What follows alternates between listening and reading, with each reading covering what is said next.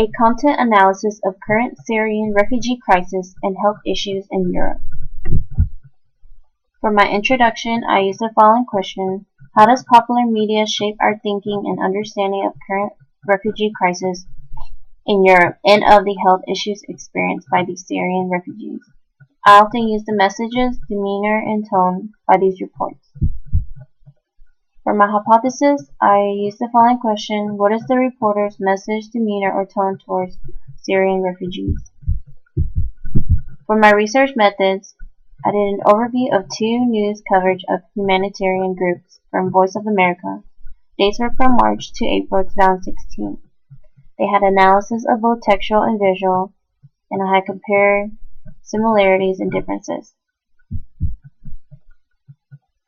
For our first article analysis, called Experts Trade Views on Stopping Torture, Aiding Victims. Themes I found were humanitarian organizations, experts trading views on stopping torture and aiding victims, human rights, and awareness. Positive connotations were funds, rehabilitation, help. Negatives were torture, pain, sufferings, and abuse.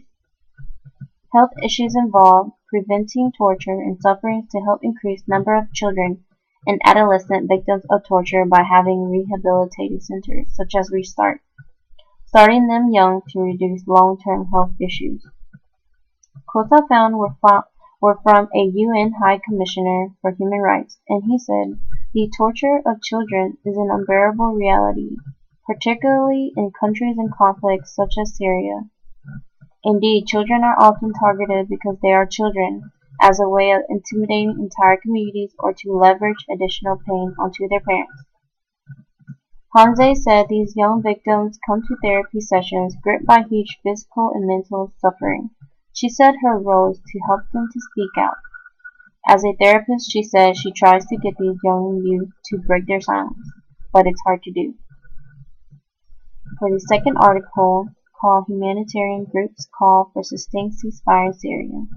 Themes I found were humanitarian groups, stronger reform, enforcements, hoping agreement into a sustainable ceasefire. Positive connotations were progress, ceasefire, and aid. Negative were besieged, suffering, bombings, little resource, no rights, no future, and pressure.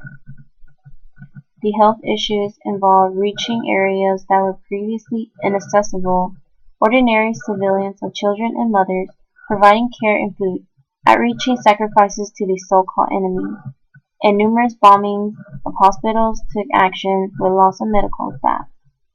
Bias I found were neighbor countries like Lebanon. They have closed its borders to refugees.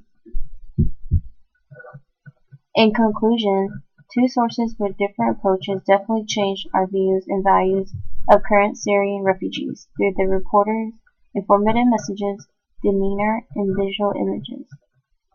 First article, reporter's tone was to grab the audience attention towards children who were highly vulnerable to the civil war. Awareness included prevention of long-term suffering of torture. The second article, the reporter's tone wanted to create better enforcements due to the call of sustained ceasefire in Syria.